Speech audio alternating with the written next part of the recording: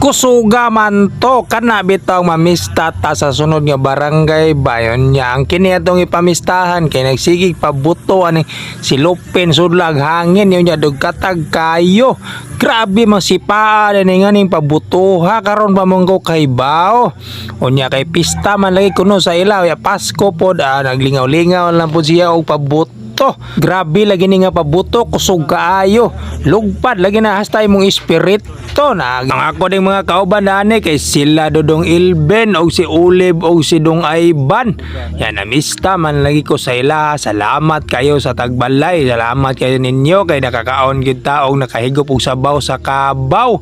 Onya kay mauna ni panahona gidugkatan na didong Ulib ang sitilin kay para musiga kay moy naidugkat ngadto sa silupin nga gisudlan og hangin. Tanawa ninyo kung unsa ka sipa ning pabutuha. Pwede ninyo himuon ni basta naalang mo aning acetilin oxygen pwede nimo sa inyo ini kan New Year. Perting sipa layo ra ng mga pabuto nga baligya diha. Tanawa.